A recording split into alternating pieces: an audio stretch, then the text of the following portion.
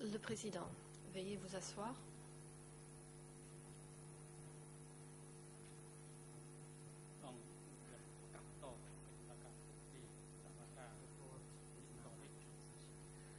L'audience est ouverte.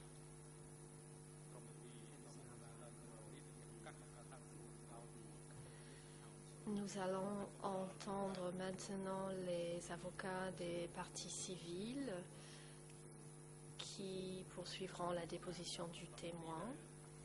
Le président donne la parole aux avocats des parties civiles.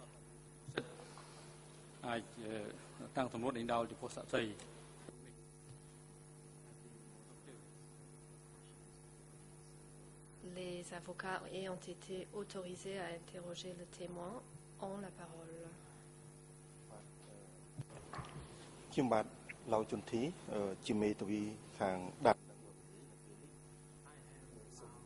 Maître Lau Genti. Je m'appelle Lau Genti, je représente les parties civiles. Bonjour, Monsieur le Président, Mesdames et Messieurs les juges.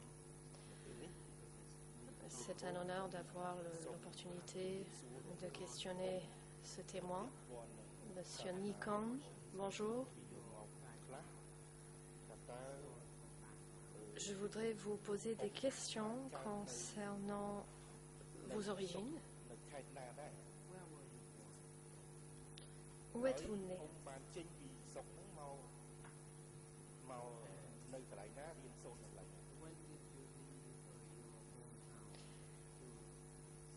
Et quand avez-vous quitté votre ville natale pour faire des études?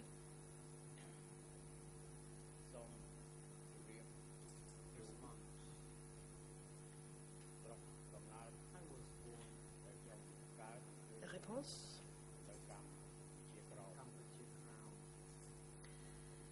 Je suis né au Kampuchea Kram, dans le district de Traying, à Khmer Phetroping.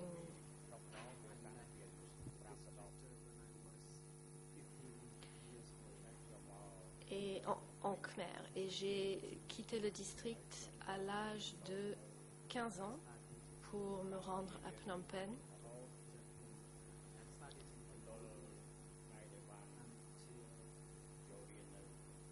J'ai effectué des études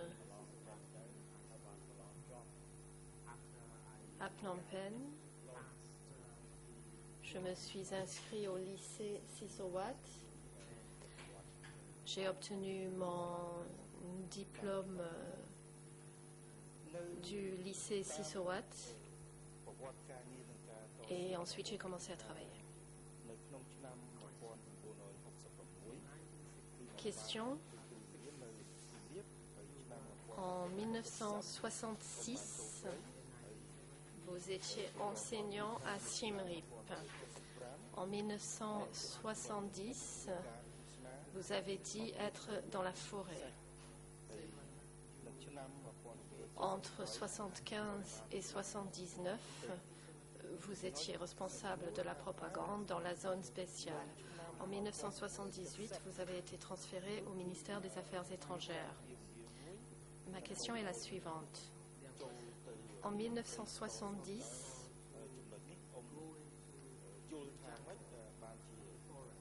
on a appelé les gens à rejoindre le maquis et le mouvement de résistance. Pourriez-vous nous dire comment vous avez rejoint ce mouvement?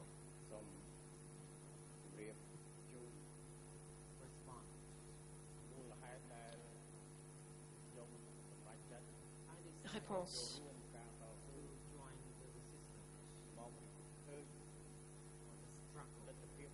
J'ai décidé de rejoindre la résistance ou la lutte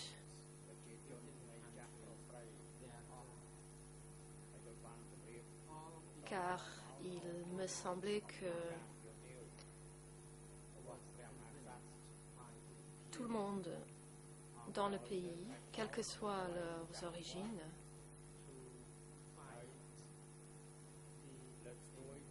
été convaincu par l'appel du roi à se battre contre les impérialistes et à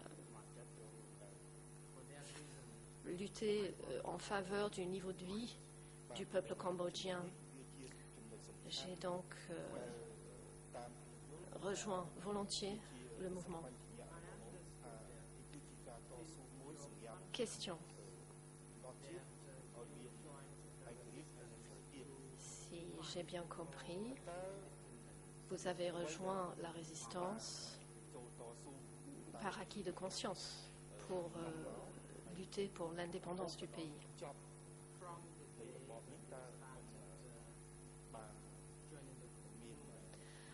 À partir du moment où vous avez rejoint la résistance,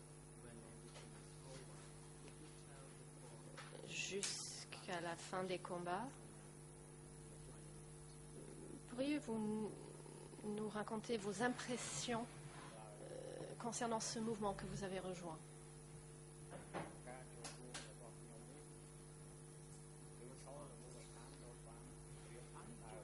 Réponse.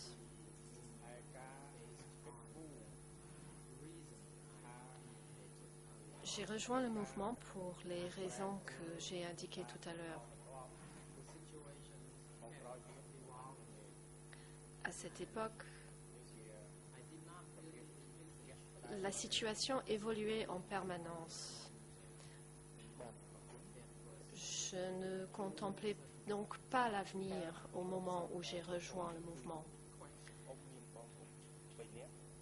Question.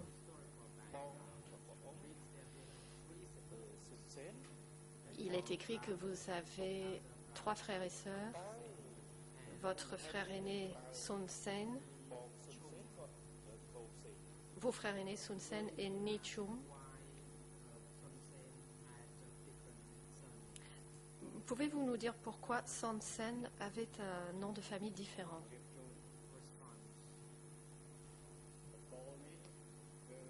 Réponse.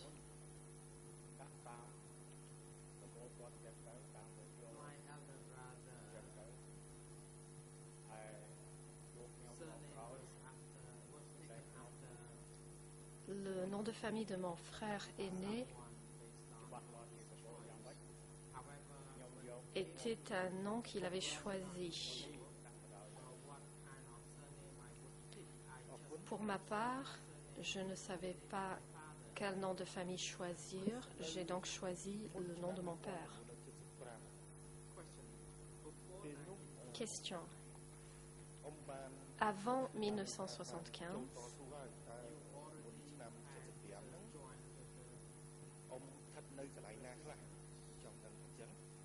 vous aviez déjà rejoint la résistance.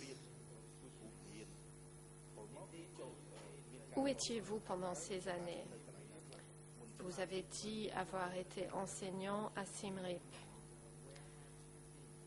Mais au moment où vous avez rejoint la révolution, vous étiez où? Réponse.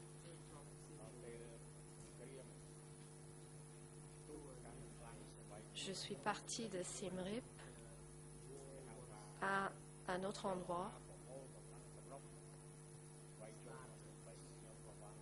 au début de la guerre.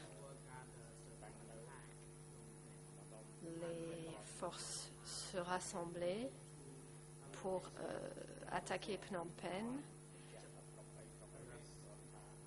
et on m'a demandé de rejoindre un endroit proche de Chitros. Ce que j'ai fait, et j'y suis restée avec les militaires et j'étais chargée d'activités de propagande.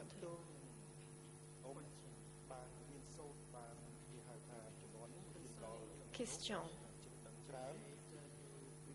Concernant vos études, vous dites être diplômé de lycée. Vous avez donc un certain niveau d'études. Ma question concerne la propagande.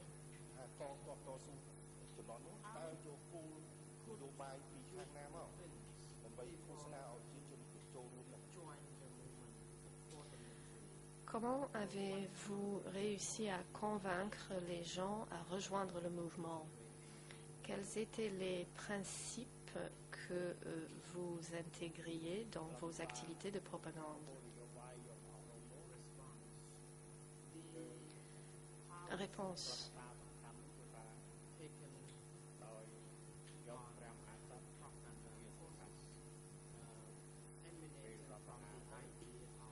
La politique de propagande était basée sur l'idée que la monarchie était au cœur de cela.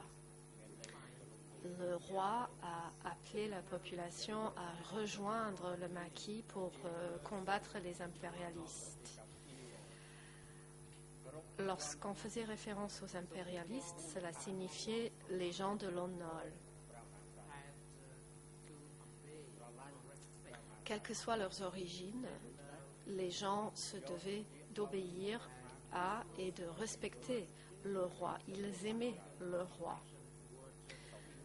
Le slogan exprimant notre affection vis-à-vis du roi était inclus dans ce propagande pour convaincre la population. Question. Vous dites donc avoir utilisé le nom du roi pour convaincre les gens. Pourriez-vous être plus précis? D'où provenait cette politique? Qui vous donnait ces instructions? C'était le parti ou cela venait d'un autre niveau?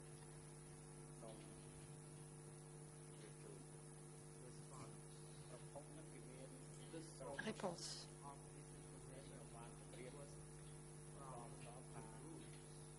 Ces informations provenaient des groupes. Comme je l'ai dit à de nombreuses reprises, les enseignants étaient organisés en groupes.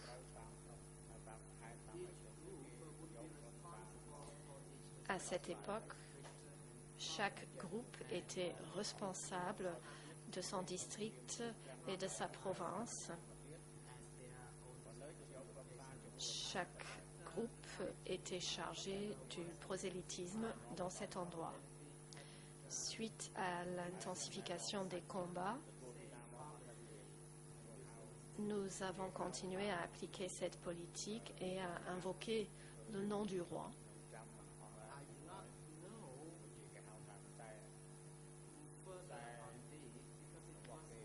Je n'en sais pas davantage, car cela restait plutôt secret.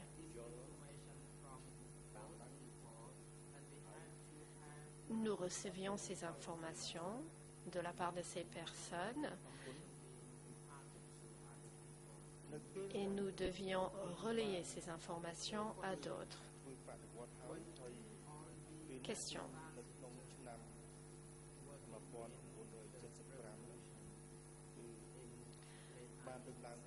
Lorsque vous avez commencé à travailler pour la Révolution à la fin de 1975,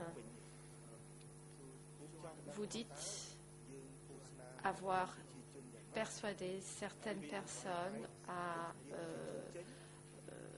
rejoindre le mouvement et à attaquer Phnom Penh avant la libération de la ville. Pourriez-vous nous dire ce que vous avez dit pour convaincre les gens à quitter la ville? Vous leur avez demandé simplement de quitter la ville. Comment avez-vous fait? Réponse.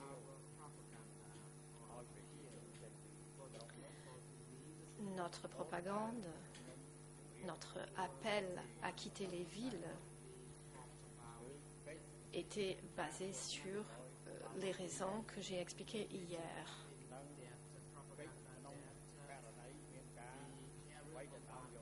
Notre propagande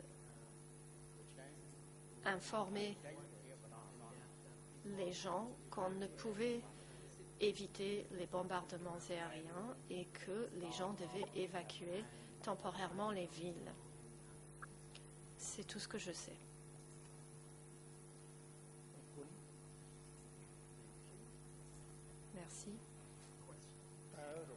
Question.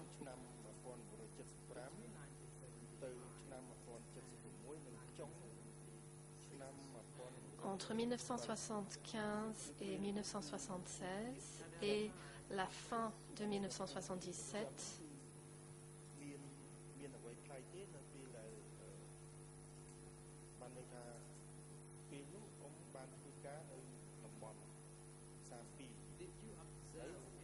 au niveau de la zone ouest,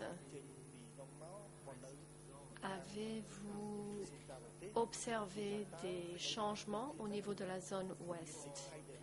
Vous dites avoir quitté le secteur 32 pour rejoindre le ministère des Affaires étrangères. Mais est-ce que la situation avait changé avant que vous quittiez la région pour le ministère?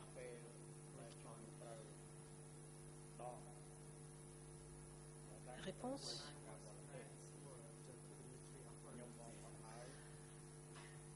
Au moment où j'ai été transférée au ministère des Affaires étrangères,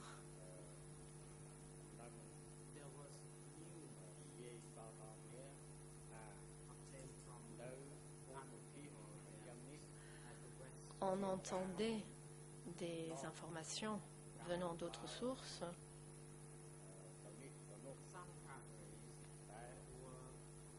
indiquant que dans la zone ouest, certains cadres avaient été enlevés. Mais nous n'en savions pas davantage. On nous a dit également que le secrétaire de la zone avait été enlevé. C'était une information officieuse qui relevait de la rumeur. C'est ce que j'ai vécu.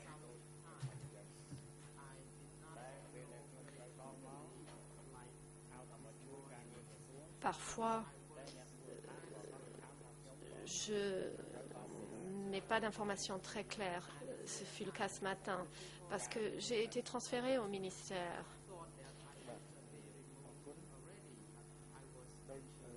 En même temps, les gens de la base pensaient que j'avais été enlevée ou retirée, mais en réalité, j'ai été transférée au ministère.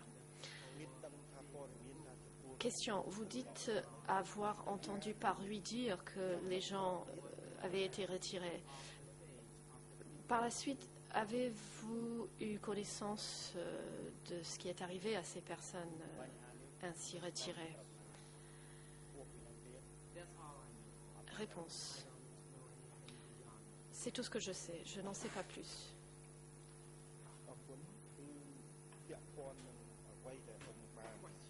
Question. Au ministère des Affaires étrangères,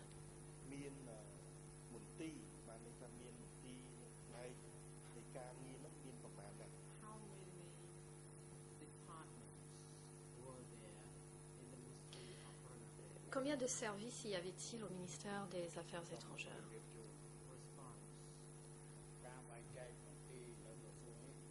Réponse. Les services ou les bureaux du ministère, je ne sais pas comment ils étaient repartis. On m'a attribué un petit bureau où j'étais chargée de protocole. Et d'ailleurs, j'aimerais préciser que lorsque l'on m'a demandé si j'étais le directeur du protocole,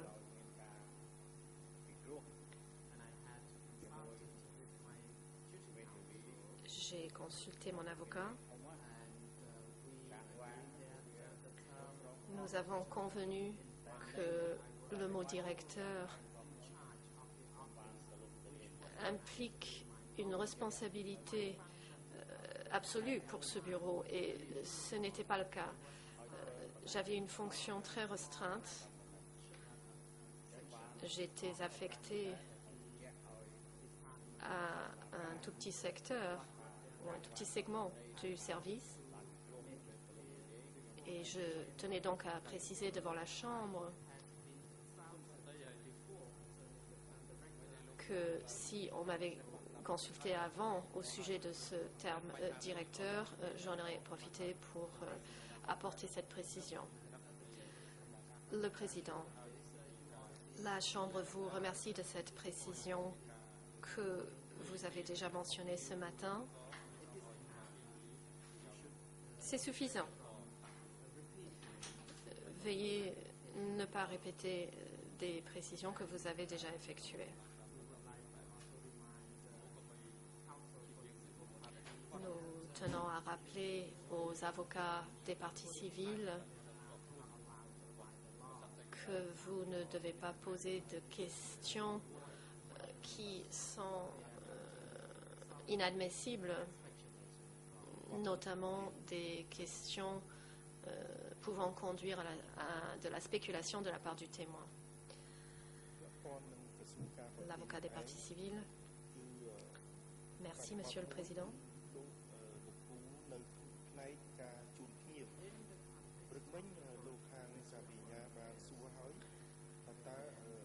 Dans le cadre du ministère des Affaires étrangères, vous dites avoir été responsable de l'accompagnement de visiteurs que vous devez accompagner à certains endroits. Avez-vous accompagné des délégations ou des visiteurs chinois? Réponse: oui, je l'ai fait, mais je ne me souviens pas des détails de tous les visiteurs. Question.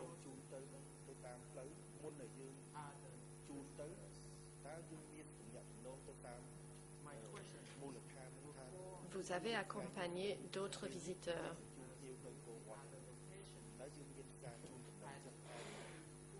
Avant d'accompagner les visiteurs à ces endroits, avez-vous informé d'autres personnes du voyage que vous alliez effectuer à Angkor Wat, par exemple?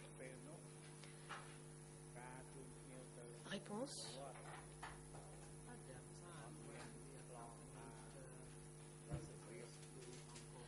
À cette époque, lorsque nous accompagnions des visiteurs à Angkor Wat, nous n'étions pas obligés d'informer les gens à la base.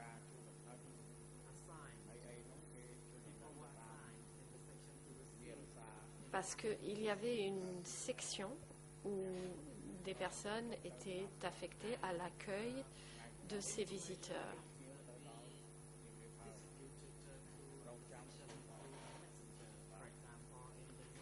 On envoyait donc ces informations au secteur par messager indiquant que des visiteurs viendraient à Angkor Wat à telle date. Question. Lorsque vous avez accompagné des visiteurs à cet endroit,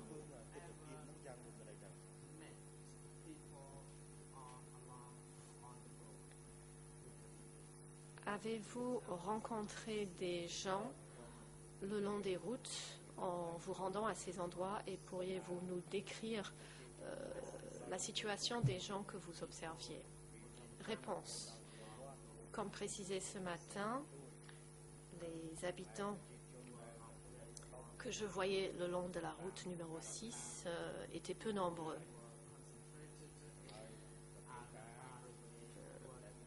Les gens étaient rassemblés plutôt sur des sites de travail éloignés. Je ne les voyais pas. En arrivant à Kampong Pong, nous arrêtions pour manger et puis nous devions reprendre la route. Je voyais très peu de gens et je l'ai déjà dit, je les ai vus et j'avais l'impression qu'il manquait de nourriture. Question. Vous dites les avoir vus brièvement. Comment avez-vous pu supposer qu'il manquait de nourriture? Est-ce qu'ils étaient maigres?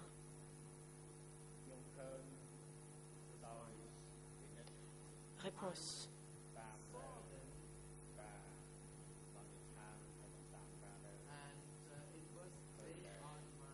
Je les ai vus et j'ai présumé ou j'ai pensé que beaucoup de gens avaient été évacués de Phnom Penh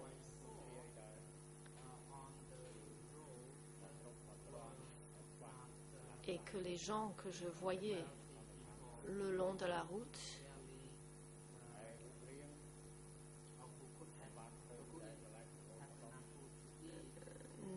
n'avaient pas suffisamment à manger, n'étaient pas aisés, et donc j'en ai conclu qu'ils ne mangeaient pas à leur faim. Concernant leur aspect physique, ils avaient l'air pareil. Je n'ai pas pu en déduire quoi que ce soit. Question. Au ministère des Affaires étrangères, combien de groupes y avait-il au sein du ministère chargés de l'activité que vous faisiez? Réponse.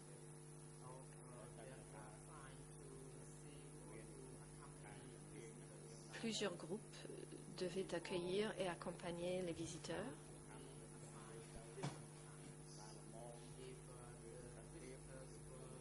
On se voyait attribuer diverses tâches. Par exemple, si les visiteurs étaient des experts, ils étaient confiés à un groupe différent.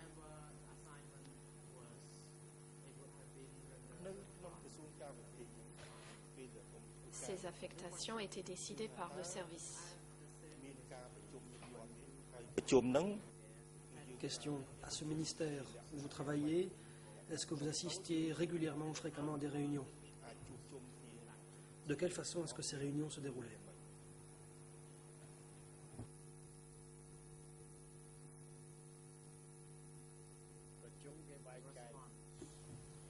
Réponse.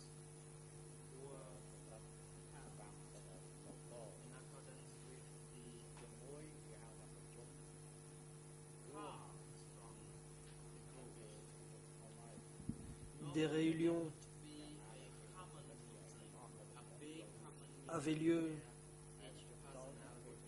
en fonction de chaque groupe. Il y avait en général une grande réunion pour tout le personnel. Il y avait aussi des réunions de travail où l'on discutait des activités à faire le lendemain, on discutait des gens qui devaient aller à tel endroit, etc. Il s'agissait là de réunions de travail normales où l'on parlait de ces questions. Question. Peut-on dire qu'il y avait de grandes réunions au ministère des Affaires étrangères? Combien de personnes assistaient à ces réunions? Pouvez-vous nous donner un chiffre estimatif?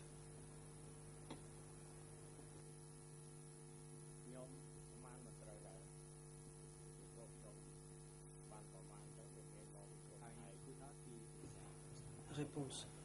Je ne peux pas vous donner de chiffres précis.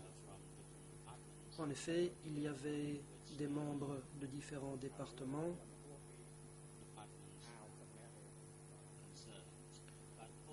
en fonction des départements qui étaient concernés. Mais en général, à chaque réunion, il y avait au maximum une cinquantaine de membres. Question.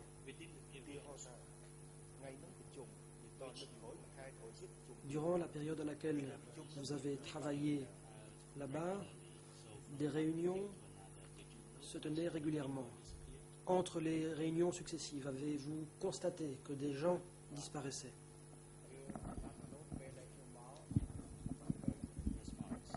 Réponse.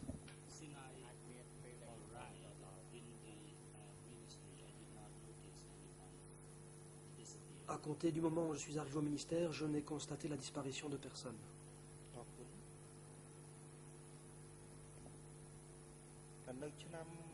Question.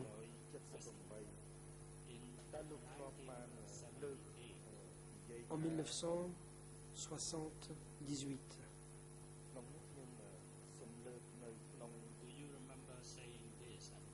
vous rappelez-vous avoir dit ceci, et je vais citer.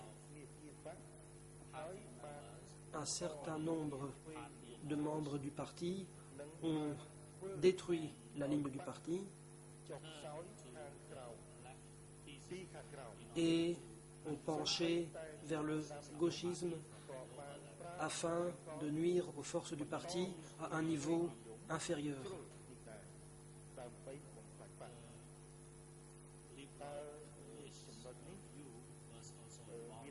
Même des libéraux leur étaient associés en vue d'anéantir le parti de l'intérieur. Est-ce que vous vous souvenez avoir dit ça, le président? Je constate que la défense s'est levée. Je vous en prie, maître. Je vous remercie, Monsieur le Président. Bonjour, Monsieur le Président. Bonjour, Mesdames et Messieurs du tribunal. Je suis désolée d'interrompre mon confrère, mais apparemment, il fait une citation d'un document et nous ne savons pas de quel document il est question. Je pense que pour l'ensemble des parties, ainsi que pour le témoin, il serait utile qu'on puisse avoir ces références.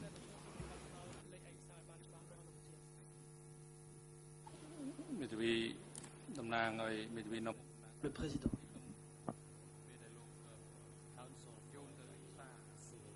Je m'adresse à l'avocat des parties civiles. Maître, quand vous citez un extrait d'un document, vous êtes prié de préciser de quel document il s'agit en indiquant les cotes ERN pertinentes avant de donner lecture du passage en question.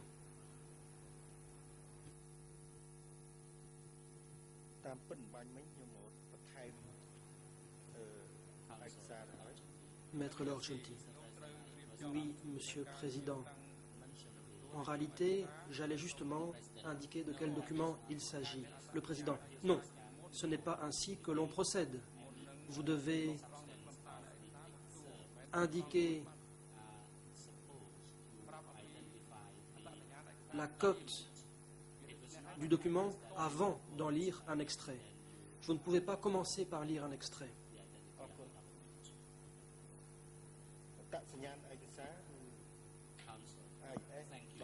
L'avocat des parties civiles. Merci.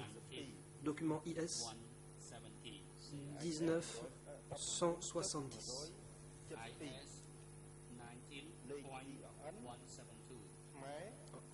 IS 19.172. En Khmer 007 00 69.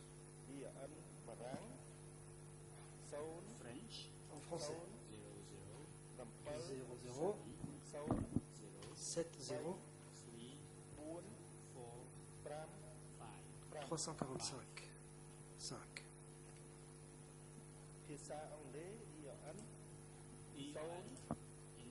En anglais 000 78 077.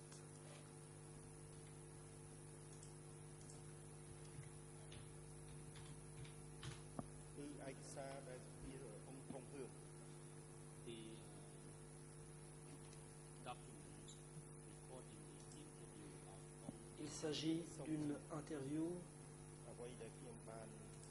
de Ong Tong-heung.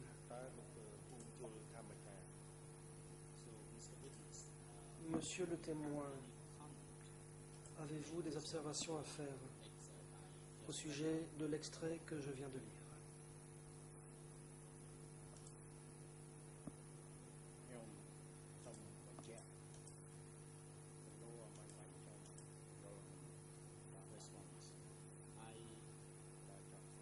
Réponse.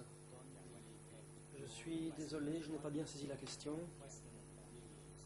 En quoi consistait votre question? Pouvez-vous préciser?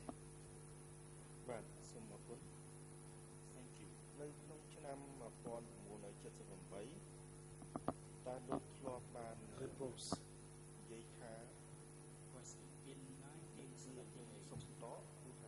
Plutôt question de la part de la partie civile. Est-ce que vous vous souvenez avoir dit ceci en 78?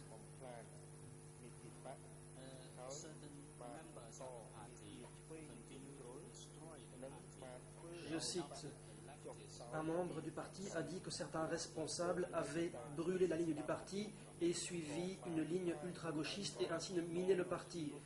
Même les droitiers ont exploité la tactique de la ligne ultra-gauchiste pour miner le parti.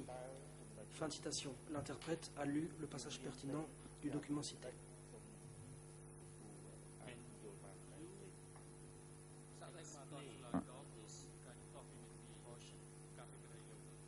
Pouvez-vous indiquer de quoi il s'agit? Le président. La parole est à la défense de Ieng Sary. Maître Amoudom. Merci, Monsieur le Président. Je veux soulever 2 points. Premièrement, l'avocat a cité la référence du document, mais le document n'a pas été affiché à l'écran. Deuxième chose.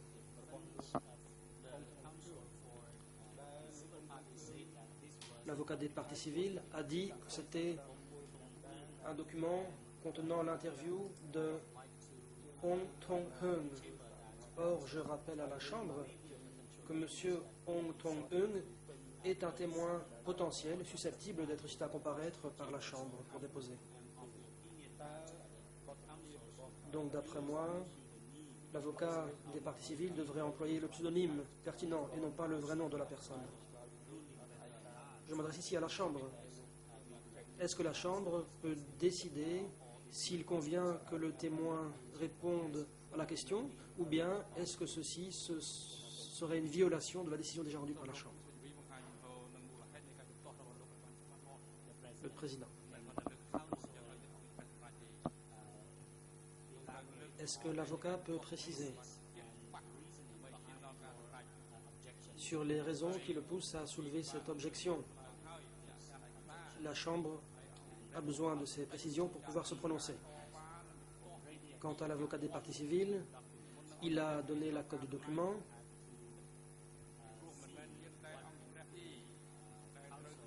La Chambre doit connaître la teneur de l'objection de la défense à ce sujet. Après quoi, elle pourra se prononcer. Et elle pourra dire s'il convient que le témoin réponde à la question ou non. Si la Chambre considère que la question n'est pas appropriée, il ne faudra pas y répondre. La défense.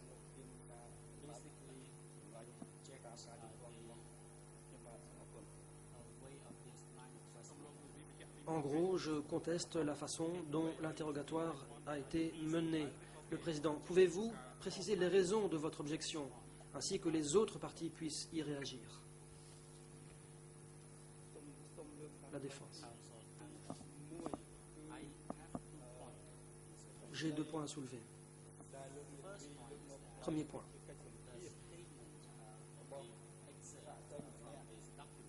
L'extrait en question est tiré d'une interview d'un témoin. Or, le nom de ce témoin a été cité. Je répète ce que j'ai dit. Il s'agit d'une interview de M. Ong Tong-heung. Le nom du témoin figure dans la liste des témoins que la Chambre est susceptible de faire citer à comparaître. Compte tenu de la décision déjà rendue par le Président,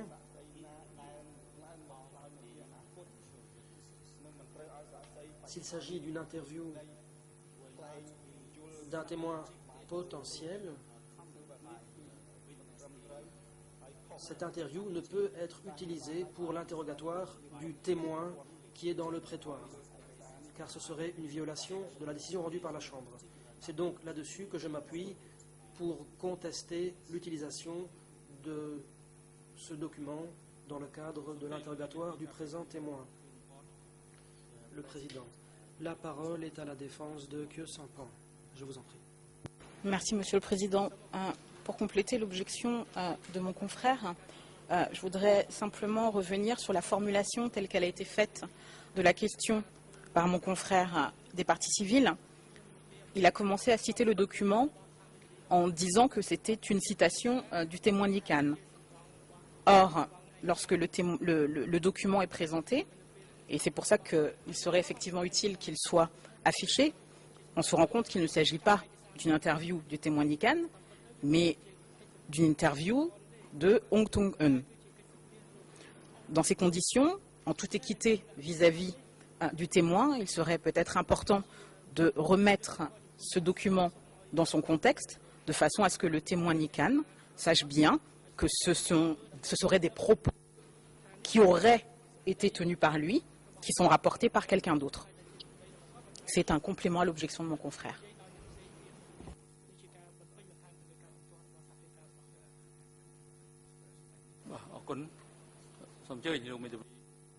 Le président.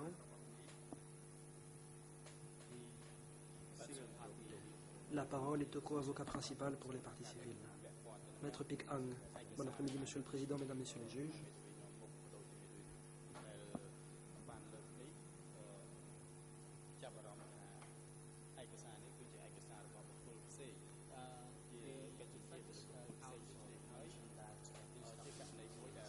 La défense a indiqué qu'il s'agissait d'une interview d'un autre témoin potentiel.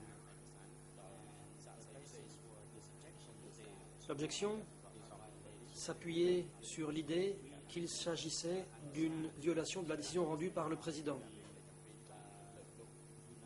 Nous avons bien compris la pratique en vigueur et nous n'avons pas procédé comme l'a dit la défense. Nous essayons simplement de prélever un passage de cette interview afin de rafraîchir la mémoire du témoin.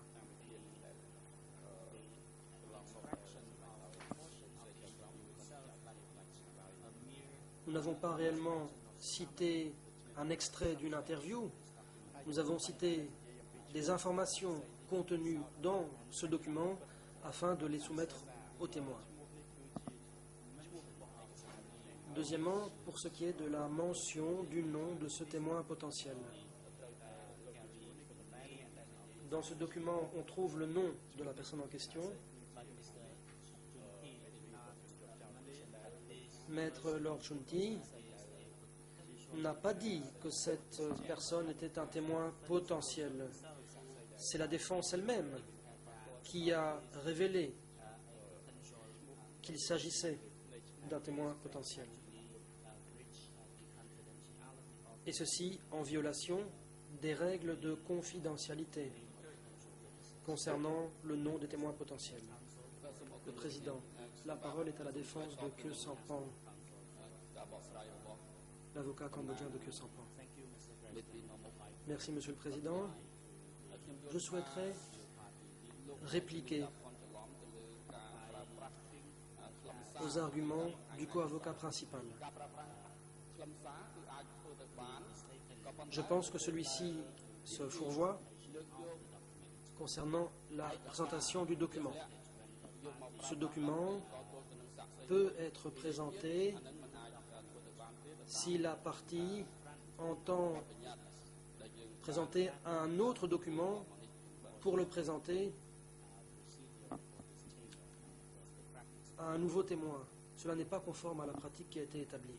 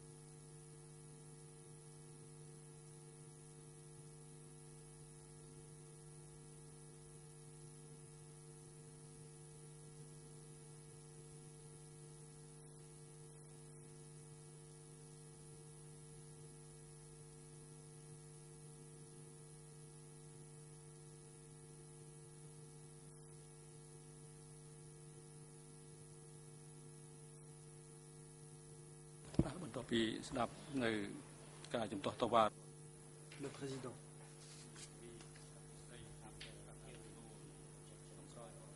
Après avoir entendu l'objection de la défense, laquelle visait la question posée par la partie civile, la Chambre rappelle aux avocats des parties civiles et aux autres de faire preuve de prudence lorsqu'ils utilisent le nom de témoins potentiels que la Chambre est susceptible de faire citer à comparaître devant elle.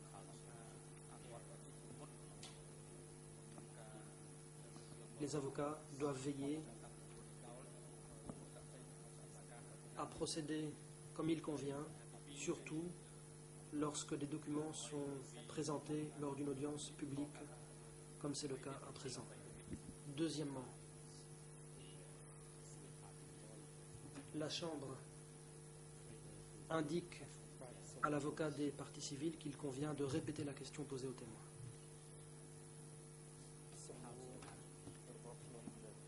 Maître Laure Chonti. Merci, Monsieur le Président.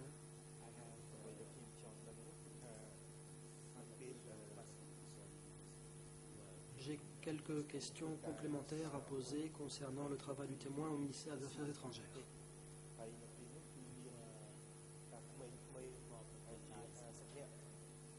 Lorsque vous vous occupiez de la propagande au ministère des Affaires étrangères, vous dites que vous-même, vous êtes chargé de l'instruction de 50 enfants qui avaient été confiés au ministère. En quoi consistait cette formation? Réponse.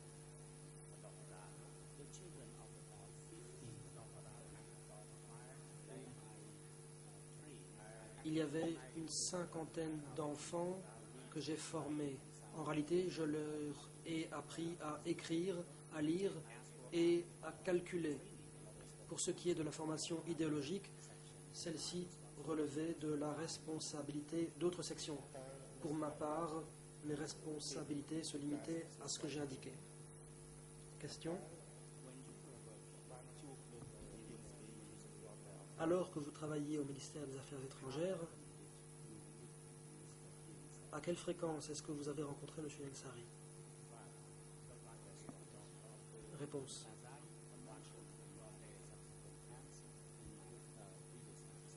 Comme je l'ai déjà dit, je ne l'ai pas rencontré souvent.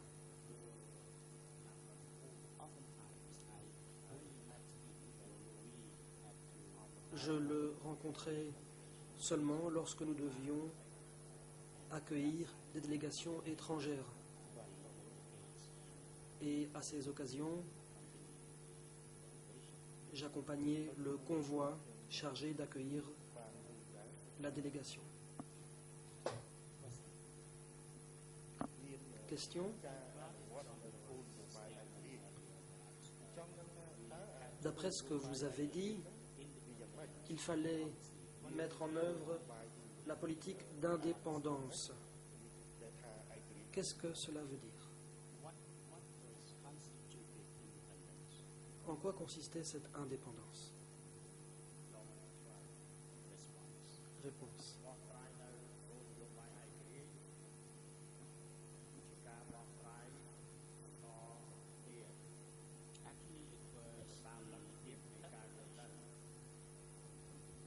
En réalité,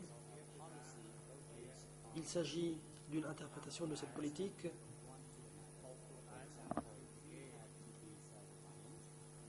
Par exemple, nous devions être autosuffisants, nous devions planter des légumes pour subvenir à nos besoins, nous plantions de la canne à sucre afin de produire du sucre pour notre propre consommation. C'est ce qu'on entendait par indépendance.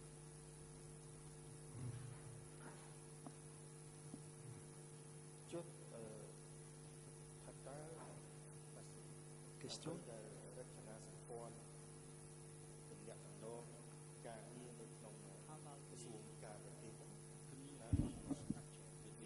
Qu'en est-il de l'appareil de communication à l'intérieur du ministère des Affaires étrangères? De quelle façon est-ce que vous communiquiez entre vous? Par exemple, lorsque vous deviez aller sur le terrain, à votre retour, vous deviez faire rapport au supérieur. À qui faisiez-vous rapport?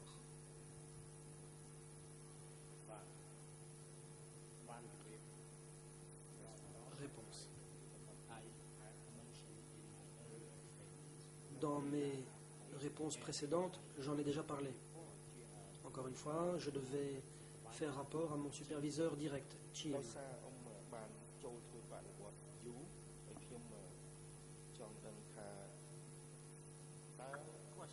Question. Depuis le moment où vous vous êtes rallié à la Révolution, qu'en était-il de la création des coopératives? En effet, des coopératives ont été mises en place dans les villages et dans les districts.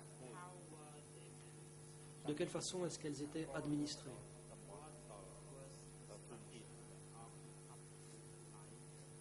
Quelle était leur structure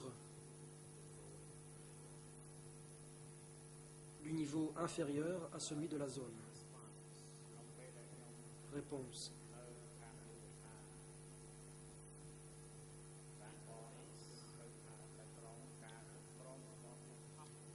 Au niveau de la base, les coopératives étaient placées sous la supervision de la cellule de commune. Chaque coopérative était dotée de son propre comité. Et le comité était placé sous le contrôle de la commune. Au-dessus de la commune, il y avait le district, et au-dessus du district, il y avait le niveau supérieur.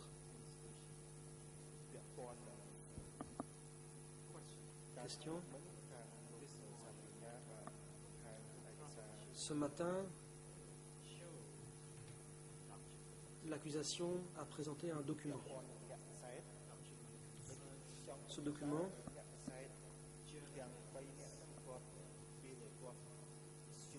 portait sur 3 journalistes. La question est la suivante.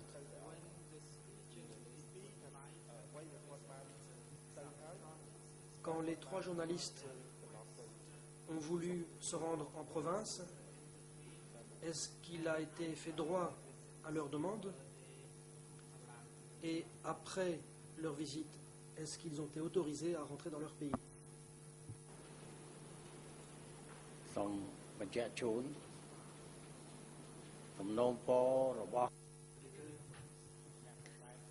Réponse.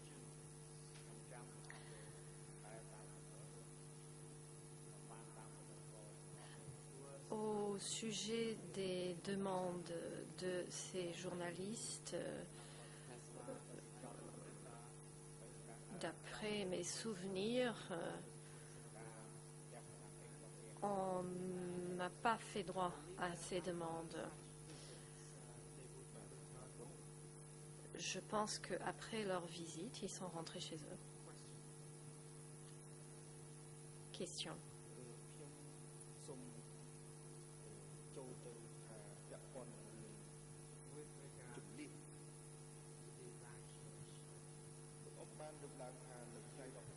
Concernant l'évacuation, vous avez dit que vous étiez à Phnom Penh le 16 avril et que vous deviez rentrer chez vous le jour même. L'interprète se reprend le 17 avril. Vous dites avoir été obligé de rentrer le jour même en mission. Il s'agissait de quel type de mission? Réponse. La mission n'était pas claire. J'étais à l'arrière par rapport aux forces militaires et j'étais chargée de propagande.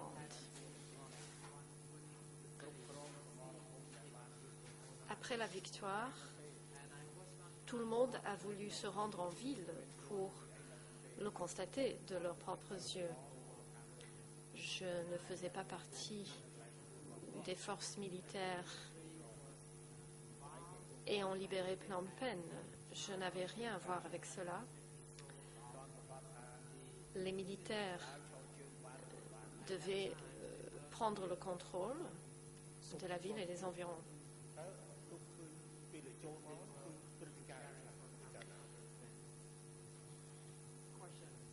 À ce moment-là, ils se préparaient pour un autre événement. Question, qu'avez-vous vu en arrivant à Phnom Penh?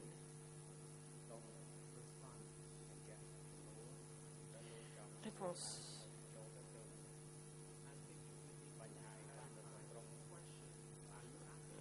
Je crois qu'il faut préciser la question.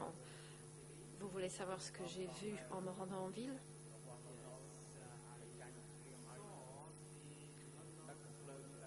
Bien, j'ai vu les soldats de Lon Nol qui avaient déserté. J'ai vu ceux qui étaient vaincus. Ils rendaient les armes et les armes étaient transportées par vélo. L'avocat des parties civiles, merci. Ma dernière question est la suivante. Concerne les moyens de communication entre les niveaux supérieurs et inférieurs.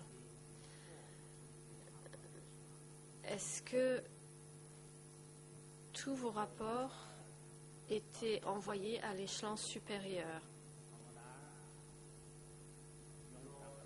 Réponse. Je pense que c'est une question qui me demande à spéculer. Je faisais partie des rangs inférieurs et en tant que tel, je me devais d'obéir les rangs supérieurs.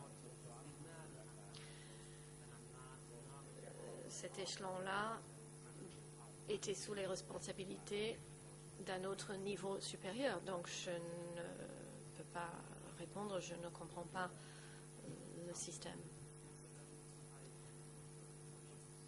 L'avocat des parties civiles, je n'ai plus de questions. Le président. Merci. Le moment est venu de faire une pause. Nous allons suspendre l'audience pour 20 minutes et reprendre à 15 heures.